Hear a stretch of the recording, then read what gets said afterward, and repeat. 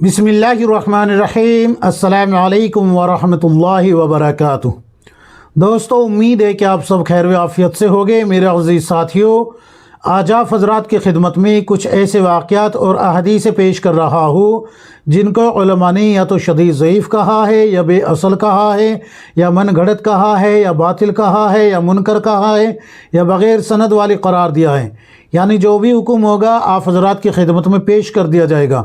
अगर आप हमारे चैनल पर नए हैं तो चैनल को सब्सक्राइब कर लीजिए, वीडियो को लाइक और शेयर करें, लोगों तक दीन पहुंचाने में आप हमारी मदद फरमाएं। तो करते हैं आज का वीडियो शुरू। सबसे पहली जो आज रिवायत पेश की जा रही है वो ये है कि जब औरत घर में झाड़ू लगाती है तो उसको बैतुल्लाह में झाड़ू लगाने जितना अजर मिलता है। अल्लाह के नबी सल्लल्लाहु अलैहि वसल्लम ने फरमाया, जो औरत बिस्मिल्लाह कहकर झाड़ू लगाएगी उसे बैतुल्लाह में झाड़ू लगाने का अजर मिलेगा। अल्लाह के नबी सल्लल्लाहु अलैहि वसल्लम की तरफ मंसूब करके इस रिवायत को बयान किया जाता है। इस रिवायत की हकीकत क्या है ये सुन लीजिए।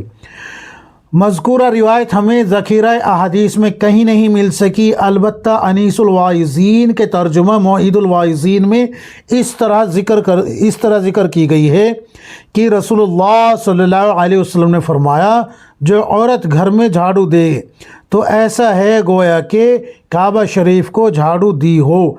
इस रिवायत को जब अनीसुल वाइज़ीन में तलाश किया गया, अनीसुल वाइज़ीन का जो तर्जुमा है मौइदुल वाइज़ीन, उसमें तर्जुमे में तो है ये, लेकिन जब मतन की तरफ रुजू किया जाता है, मतन में तलाश किया जाता है, अनीसुल वाइज़ीन में तलाश किया जाता है, तो वहाँ पर ये रिवायत भी नहीं मिलती। ऊपर वाली रिवायत तो मिलती ही नहीं है कहीं भी कि आप सल्लल्लाहु अलैहि वसल्लम ने फरमाया कि जो औरत अपने घर में झाड़ू देगी उसको बैतुल्लाह में झाड़ू देने का अजर मिलेगा, वो तो मिल ही नहीं रही। अनीसुल वाइज़ीन के हवाले से जो अनीसुल वाइज़ीन के तर्जुमे में ये रिवायत नकल की गई है वो भी जो है अनीसुल वाइज़ीन में नहीं मिल रही कि बैतुल्लाह में झाड़ू दे, जिसने अपने घर में झाड़ू दी गोया कि उसने बैतुल्लाह में झाड़ू दी, ये रिवायत भी नहीं मिल रही। तो इस रिवायत के बारे में साफ़ सुथरा हुक्म ये है कि तलाश बसियार के बावजूद ये रिवायत सनदन ताहाल कहीं नहीं मिल सकी, और जब तक इसकी कोई मोतबर सनद ना मिले इसको रसूलुल्लाह सल्लल्लाहु अलैहि वसल्लम के इंतिसाब से बयान नहीं किया जा सकता। क्यों? इसलिए कि रसूलुल्लाह सल्लल्लाहु अलैहि वसल्लम की तरफ मंसूब करके ऐसी बात या ऐसा वाक़या ही पेश किया जा सकता है जो मोतबर सनदों से साबित हो। एक अहम बात ये भी समझ लीजिए कि अज़ाब और सवाब का हुक्म साहिब शरीयत ही लगा सकते हैं, यानी कि नबी ही लगा सकते हैं। नबी ही बताएंगे कि ये अमल करोगे तो इतना सवाब मिलेगा और ये अमल करोगे तो इतना गुनाह मिलेगा, और इस पे इतनी पकड़ होगी, इतने दिन जहन्नम में जलना पड़ेगा। तो ये साहिब शरीयत ही बता सकते हैं, आम इंसान के बस की ये बात नहीं है। कोई भी शख्स जो है इस तरीके से हुक्म ना लगाए कि औरत घर में झाड़ू देगी तो बैतुल्लाह में झाड़ू लगाने का सवाब मिलेगा, या औरत घर में झाड़ू लगाएगी तो गोया कि बैतुल्लाह में झाड़ू लगाई। ये तब भी आप बयान नहीं कर सकते, बग़ैर रसूलुल्लाह सल्लल्लाहु अलैहि वसल्लम का नाम लिए भी बयान नहीं कर सकते। समझ में आ गई बात? अच्छा, अगली रिवायत सुन लीजिए। हामिलीन अर्श की अल्लाह के रास्ते में जाने वाले के लिए तीन दुआएं करते हैं हामिलीन अर्श। हामिलीन अर्श कहते हैं अर्श उठाने वाले फ़रिश्तों को। जो फ़रिश्ते अल्लाह का अर्श उठाए हुए हैं उनके बारे में ये हुक्म आता है कि नबी करीम सल्लल्लाहु अलैहि वसल्लम ने फरमाया, हामिलीन अर्श अल्लाह के रास्ते में जाने वाले के लिए तीन दुआएं करते हैं। नंबर 1, या अल्लाह इसकी बख्शीश फरमा। नंबर 2, इसके घर वालों की बख्शीश फरमा। नंबर 3, इसको और इसके घर वालों को जन्नत में जमा फरमा। ये तीन दुआएं हामिलीन अर्श करते हैं, यानी अर्श उठाने वाले फ़रिश्ते करते हैं। तो इस रिवायत का हुक्म क्या है? इस रिवायत के बारे में ये हुक्म है कि तलाश बसियार के बावजूद ये रिवायत सनदन ताहाल कहीं नहीं मिल सकी, और जब तक इसकी कोई मोतबर सनद ना मिले आप सल्लल्लाहु अलैहि वसल्लम की तरफ मंसूब करके बयान करना मौकूफ़ रखा जाए। अलबत्ता कुरान करीम सूरह मुमिन खोल के देखें आप, आयत नंबर 7 और 8 में अल्लाह तबारक व तआला का हुक्म मिल जाएगा, यानी कि अल्लाह तबारक व तआला ने फरमाया है جو حاملین عرش ہے وہ اللہ سے دعا کرتے ہیں، اے اللہ جو توبہ کرنے والے ہیں ان کی مغفرت فرما، اور جو صراط مستقیم پر چلنے والے ہیں ان کو جنت عطا فرما، اور ان کے اہل خانوں کو اور ان کو جنت میں جمع فرما۔ یہ میں نے سورہ مؤمن کا آیت نمبر 7 اور 8 کا مفہوم بتایا ہے، لفظ و لفظ ترجمہ نہیں بتایا۔ آپ قرآن کریم کھول کے دیکھیں گے تو آپ کو یہ باتیں مل جائے گی۔ اچھا جی، اگلی روایت بھی سن لیجئے۔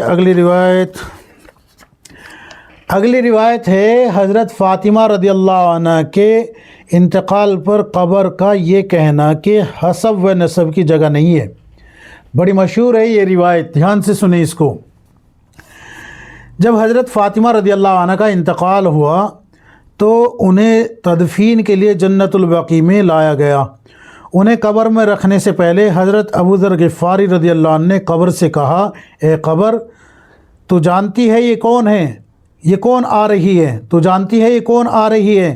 یہ محمد رسول اللہ صلی اللہ علیہ وسلم کی بیٹی حضرت علی رضی اللہ عنہ کی بیوی حضرت حسن حسین رضی اللہ عنہ کی والدہ جنتی عورتوں کی سردار فاطمہ رضی اللہ عنہا ہے۔ ان کے لیے گل گلزار بن جا، ان کے لیے وسیع بن جا۔ اللہ تبارک و تعالیٰ نے قبر کو زبان دی، گویائی دی۔ قبر نے کہا، اے ابو ذر رضی اللہ عنہ یہ حسب و نسب کی جگہ نہیں ہے، اگر اس کے اعمال اچھے ہوں گے تو میں اس کا استقبال کروں گی، اگر اعمال اچھے نہ ہوئے تو میں اس کے ساتھ اپنا کام کروں گی جس کا مجھے حکم دیا گیا ہوگا۔ اس روایت کو بیان کرنے سے پہلے یہ سن لیجئے کہ اس کا حکم کیا ہے۔ مذکورہ روایت علامہ عثمان بن حسن بن احمد شاکر رحمۃ اللہ علیہ نے درۃ الناصحین میں بلا سند، بغیر سند کے نقل کی ہے، بغیر سند کے نقل کی ہے۔ اب اس کا حکم کیا ہے؟ اس کا حکم یہ ہے کہ تلاش بسیار کے باوجود یہ روایت سندن تاحال کہیں نہیں مل سکی، اور جب تک اس کی کوئی معتبر سند نہ مل جائے آپ صلی اللہ اس کو جو ہے بیان نہ کیا جائے، آپ صلی اللہ علیہ وسلم کا تو نام ہی نہیں ہے اس میں، جب تک اس کی کوئی معتبر سند نہ ملے تب تک اس کو بیان نہ کیا جائے، جب تک یہ کسی معتبر کتاب میں نہ ملے اس کو بیان نہ کیا جائے۔ اچھا، ابھی میں ایک بات پیش کروں گا، یہ ایک روایت اور بتا کے بس تھوڑا سا یہاں اور ٹک جانا۔ اگلی جو روایت ہے وہ بھی بڑی مشہور ہے، نوجوان کی توبہ پر مشرق و مغرب تک عذاب کا دور ہو جانا۔ سن لیجئے روایت۔ نبی اکرم صلی اللہ علیہ وسلم نے فرمایا، جب کوئی نوجوان توبہ کرتا ہے تو مشرق سے لے کر مغرب تک تمام قبرستان سے 40 دن اللہ تبارک و تعالی عذاب کو دور کر دیتا ہے۔ اس روایت کے بارے میں حکم کیا ہے یہ بھی بتاؤں گا، لیکن یہ لکھی کہاں ہے یہ سن لیجئے۔ شیخ ابو بکر بن محمد علی قرشی رحمۃ اللہ علیہ نے انیس الواعظین میں مذکورہ روایت کو بلا سند ان الفاظ سے نقل کیا ہے۔ حدیث میں ہے کہ جب کوئی بوڑھا توبہ کرتا ہے تو اللہ تعالیٰ اسے بخش دیتا ہے، اور جب کوئی نوجوان توبہ کرتا ہے تو مشرق سے مغرب تک تمام قبرستان سے 40 دن اللہ عذاب کو دور کر دیتا ہے، اور وہ سب اہل مقابر یعنی کہ سارے قبر والے اس نوجوان کے لیے دعا کرتے ہیں۔ اس روایت کے بارے میں حکم کیا ہے؟ تلاش بسیار کے باوجود مذکورہ روایت سندن تاحال ہمیں کہیں نہیں مل سکی، اور جب تک اس کی کوئی معتبر سند نہ ملے آپ صلی اللہ علیہ وسلم کے انتساب سے بیان کرنا موقوف رکھا جائے، کیونکہ آپ صلی اللہ علیہ وسلم کی جانب صرف ایسا کلام و واقعہ ہی منسوب کیا جا سکتا ہے جو معتبر سندوں سے ثابت ہو۔ اب میں آپ حضرات کو یہاں ایک بات بتا دیتا ہوں۔ ایک تو میں آپ حضرات کو بتا رہا ہوں کہ موضوع یعنی من گھڑت ہے، ایک بتا رہا ہوں شدید ضعیف ہے، ایک بتا رہا ہوں باطل ہے، ایک بتا رہا ہوں منکر ہے، اور ایک بتا رہا ہوں بغیر سند والی ہے۔ تو موضوع تو یعنی من گھڑت ہو گئی، شدید ضعیف جس کو کہتے ہیں وہ من گھڑت کے مشابہ ہو گئی، منکر جو ہے وہ بھی جو ہے یعنی کہ اس پر نکیر کر دی کہ یہ حدیث نہیں ہے، اور باطل بھی یہی ہے کہ وہ حدیث نہیں ہے بلکہ یہ لوگوں کی گڑھی ہوئی چیزیں ہیں۔ لیکن یہ جو بغیر سند والی ہے اس کا کیا مطلب ہے؟ کتابوں میں تو ہے لیکن سند نہیں ملتی۔ مثال کے طور پہ میں نے آپ کے سامنے پیش کیا کہ اللہ کے نبی صلی اللہ علیہ وسلم نے فرمایا کہ کھڑے ہو کے پانی پیو، ایک مثال کے طور پہ، صرف ایک مثال کے طور پہ بتا رہا ہوں میں نے کہا کہ اللہ کے نبی صلی اللہ علیہ وسلم نے فرمایا کہ کھڑے ہو کے پانی پیو۔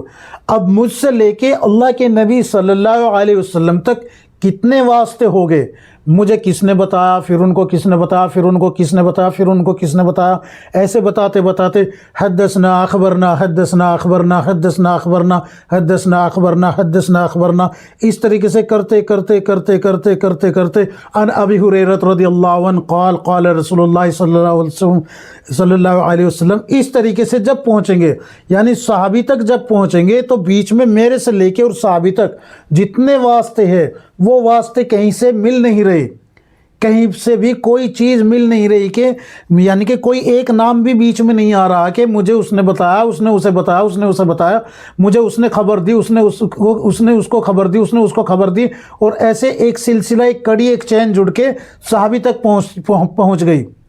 اب صحابی تک اور میرے اور صحابی کے بیچ میں جتنا بھی فاصلہ ہوگا وہ سارے راوی یہاں کہیں بھی کوئی موجود نہیں ہے، اور بس میں نے کہہ دیا کہ اللہ کے نبی نے فرمایا، یا میں نے کتاب میں لکھ دیا کہ اللہ کے نبی نے فرمایا، تو یہ کہلاتی ہے بغیر سند والی۔